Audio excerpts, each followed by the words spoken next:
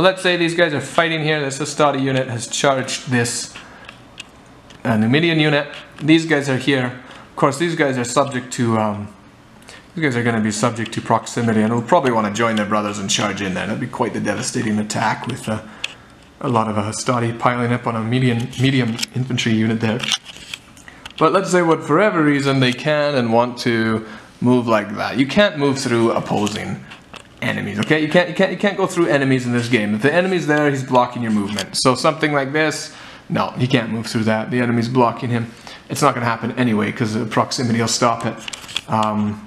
Maybe there's another situation, but yeah, you wouldn't be able to move through it. Also, you cannot normally move through combat. So if my guys are here, I can't just, you know, march through my friends that are fighting there. No, you can't do that. There's one exception later on with small units that allows, say, a unit here to charge and join in, but that's the only exception because otherwise you can't move through your own troops that are fighting. So you can't just move through enemy units, and you can't move through units that are engaged. They will hold you down. Alright, so moving through friendly units. In Hail Caesar, you may and can move through friendly units. There will be some penalties, and some units can do it without penalties, and we'll go through that all here. So I've set up my Hastati there, like so, and my Numidians like so, just to demonstrate this part. So regarding what kind of units can move through what, you're going to often find in this game, say you're masking a unit here. Let's say we got some skirmishers in the front there, and let's say Mr. Elephant on the enemy team here has charged the skirmishers.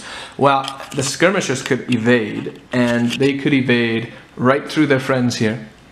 Okay? And that's perfectly fine. For infantry, if either unit is, you know, if a unit is an open order or a skirmisher unit, then they can freely just move through units. So if this was an open order light infantry unit, they could also move back without penalty. So skirmishers will often evade and move right through their own troops. In this situation here, the elephant probably goes so far and crashes into that unit, while the skirmishers have gone and evaded that attack, right? So that is one thing the skirmishers can do. They can just go right through formed units. Open order infantry can also just go right through other units with no penalty, and that's all fine and dandy. Light cavalry, horse archers, and light chariots in open order can also move through each other. But just remember, if your light chariots or your light cavalry are formed, they may suffer penalties. So open order cavalry can move through one another. I've got some work in progress cavalrymen here, but I'll just use them now anyway. Wargames Factory, ugly little models. I love them. But I'm not entirely sure on this, and maybe someone who's watching can correct me, but I do believe that even though these light cavalry are in open order, and say this elephant charges, if these guys want to evade, they can. If they go back this way though, there may be penalties involved because they're on horses. If these were other light cavalry in open order, or light chariots in open order, or horse archers, there'd be no penalty for moving through them. But because they're different infantry, they're infantry types, there may be penalties involved. And I think that makes sense because even though the horses are in open order, usually when horses are trying to slide through units, disorder and bad things will happen. So just remember that if it's infantry, open order, or skirmishers, they can move through other infantry, no problem at all. And then horses that are in open order, or light chariots, only light chariots in open order, can go through the other type of units, no problem. Now, formed units like this, they can move through each other, but they will suffer penalties. These guys aren't, there's a special rule called drill, I'll talk about that in a minute. But let's say I want this unit to get in front of them. I could order them to go right through. And there's two conditions to do that. First of all, they have to have enough movement from the order results to completely clear that unit.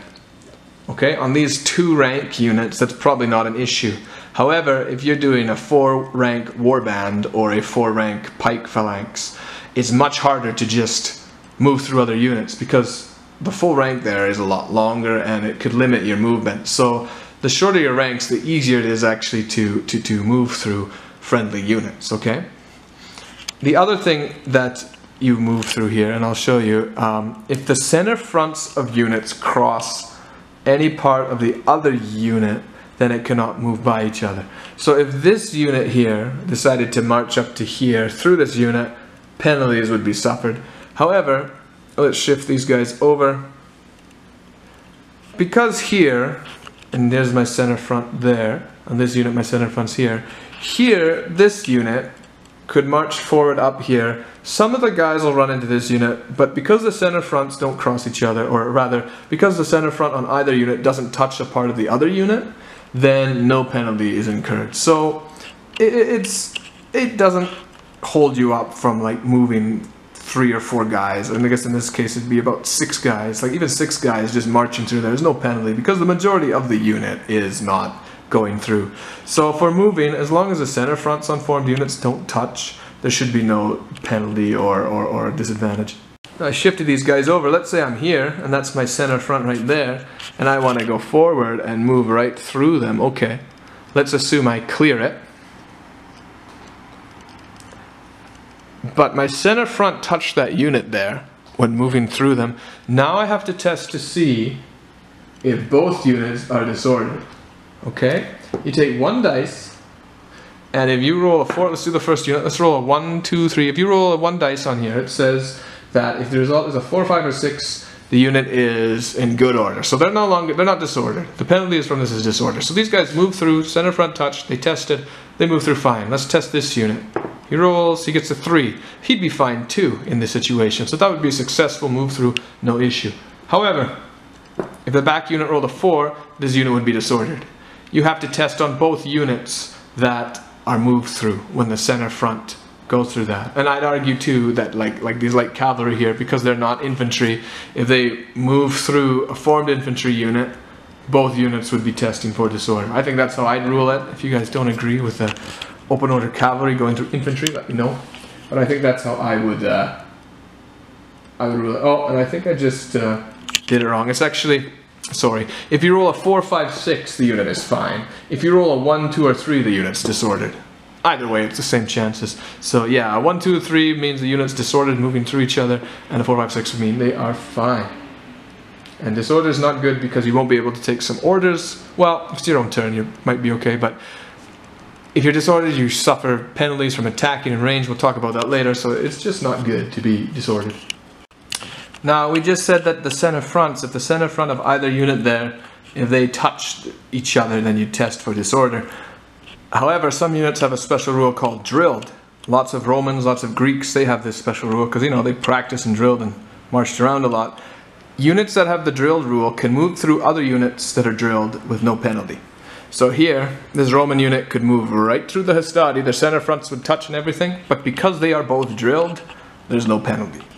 So Romans are really awesome because if you've got a guy that's weak in the front, you can like have a guy behind him march right through to take his place, and then the weakened guy can be rallied or something later. So drilled is a really useful rule because, as we discussed, you're able to move for free on a failed order, plus you can move through other units that are also drilled. Remember though that this only works if both units are drilled.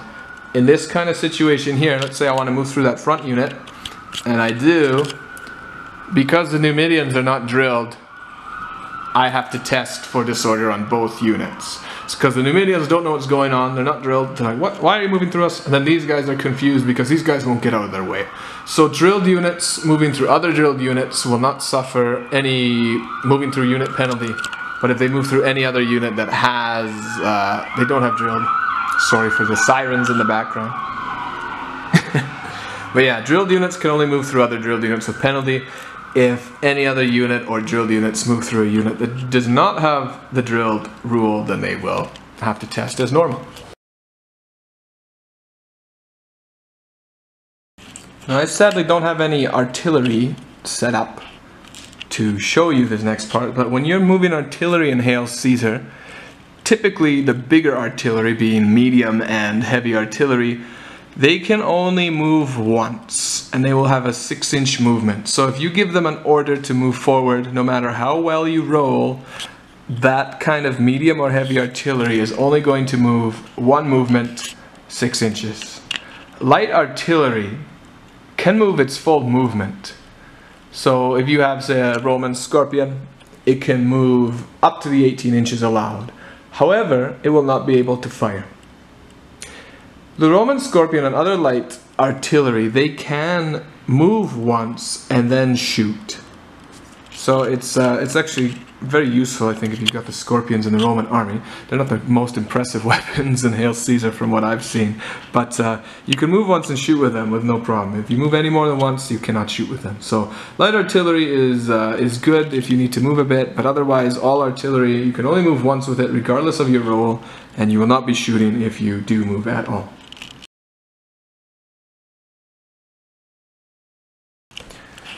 Formation changes. Now, formation changes when you give orders. It's necessary to tell the opponent and state what formation change you want them to do. Okay? So, if I'm giving an order here, let's say my commander is, let's just make him Roman for whatever reason, commanding these Numidians, he's like, go through the woods. Okay, well, the first move would involve them moving up to the woods, however far, and they'd have to also break open order. So the better way to do it would be something like, you know, you could state, move up to the woods, break into open order, and march through them. So moving up there would be a move. Breaking into the formation. Now, since these are medium troops, they need to use an entire move to break into open order. So that one movement up to there, as far or little as it was, would be the one movement. And then the formation breaking into open order would be another movement. And then they'd move into the woods. We'll talk about terrain next time. But units that have formation changes, even in the sense where they have to break formation in the sense for terrain and stuff like that, they have to be using a whole move to do that, and thus require one movement and one order to go through with that. There are some infantry in this game that do not require an entire move. Like, let's use these work-in-progress cavalry here. Okay, if they were in a formation, they'd probably like line up like this because it's just a small unit. And if I wanted to move forward, I could say something like, okay, move forward while breaking into open order. These guys, because they are light cavalry, they can, you know, split into open order and following, let's say that's the leader, something like that. They're now in open order, and then you can still move the 12 inches they would get for breaking into open order. So they can, in one order, break into open order and move. The exception is on a charge. You can't charge these open order guys into formed units, and you cannot form back into open on a charge move. We'll talk about that later on as well. And a formation change can only be done once in a command phase. This is very important. So let's say I have these troops here, they move up there, okay, I order them to break into open order when you get into the woods. They move up there, that's one move. Break into open order is a second move. Let's say it's a really small woods. They move through. Once they pop out of the other side, they cannot form back into a battle line. They're just at the other side in open order. You can only change formation once per command phase. So that means that my cavalry here that I showed you, they can't like break into open order, move through something, and then break back into form. It doesn't matter how many moves they have. They can only do one formation change per turn. And in the case of, let's say, a square, because squares are rather static, I'm just going to try and see if I can make my Numidians look like a square. When you got them on these 40mm bases, sometimes it's hard. We can do something like this and say it's a square, sure. You know, let's say they're in a square here. It might be better if we do this. They got a square going on here. To form that square, that's the only thing they are allowed to do. If I have them in the battle formation looking like this, and I order them into a square, maybe they form up like that, that's the only thing they can do. They cannot move. If they want to form back into a battle line, the only thing they can do is form into a battle line. They cannot move again. So squares are very limiting for movement. You're either forming the square or unforming the square in the next turn. You cannot move and form a square or unform a square and move. It's just either or. We discussed this already, but units leaving the table. Like I said, it is possible for units to leave the table, but typically where you will see that is only when a unit is chased off a table through giving ground, and by that time it's probably shaken. Like if you start a fight way in the center of the table and you're continually giving ground until the end. By that time, you've probably lost so many times, taken so many wounds, that when you're shaken and driven off the edge of the table, your unit's just gone. It doesn't come back. But there are situations where a unit that's perfectly fine may move off the table. In that case, that is fine. They can come back on to the battlefield following the commands, as we discussed earlier about units off the battlefield, not yet on the board. Alright, here's a commander. Now commanders with movement. Commanders move all over the place. Commanders do not follow proximity. They do not follow initiative. They do not really, they're not really there. They just move around as they please, okay? So commanders are free to move through their own friends without penalty. They are free to move all over. They don't cause penalties to anyone. They can move wherever they want. Just remember, it's important to keep them within order distance. 12 inches preferably when you're giving orders. The only bad thing to watch for with commanders is that if an enemy unit walks on top or moves on top of a commander that's out in the open, it's possible that he's captured, okay? However, a commander's movement is fairly large, as you're about to hear here, and they can move once and avoid that enemy. So you're not going to have your commanders lost by enemies capturing them unless you're really unlucky or in some weird situation. You'll usually lose commanders from results of fighting or shooting or something. And enemy commanders cannot capture enemy commanders. If an enemy commander meets a commander on the field and they're not part of an engagement, they just say hi, you know, maybe throw a stone at each other, I don't know. But yeah, commanders will not affect other commanders. They're essentially not there.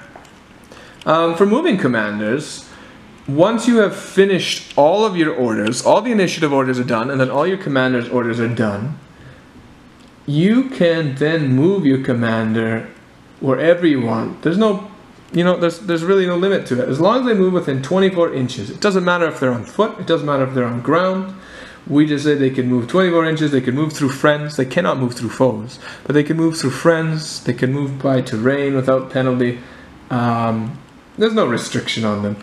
So they're just an individual model running around giving orders that sometimes join units to fight and stuff like that. Now a unit can also, a commander can join a unit and he can protect himself in a way. Let's say that he might have the risk of being targeted by an enemy unit trying to take him. He could just move up to a unit, touch it, now he's part of that unit. You have to be careful though, because if a commander does join a unit and this unit breaks, bad things could happen to him. I typically do not have my commanders join any units unless I want them to fight. Otherwise, or like rally or something like that. Otherwise my commanders are usually out in the open free and they never get targeted by enemy units. There's other things to fight that are scarier than the commanders. So, and of course you have to declare it out loud what your commander is doing. You want to be clear to the opponent so that they know what's going on. And once it has joined a unit, let's say it's my movement phase, I finished all my commands and I say I want this unit, this commander to join this unit now. As long as this unit doesn't become engaged by combat on the next command phase on your next turn, he can just pop out and just give orders again, and then he's not part of that unit. So it's pretty liberal. We'll discuss this later on, but let's say that these Hastati here are fighting these guys here. Before this fighting of the round starts, if I have a commander within 12 inches, he can opt to join that fight and add attacks to that unit's dice rolling. Now, if you do have a commander join a unit, and we'll discuss it much later on when we get to that section for commanders, he has to stick with the fight until the fight's over. So there's a risk that he dies or gets hit when he's giving his attacks to the unit, and we'll go through that later on.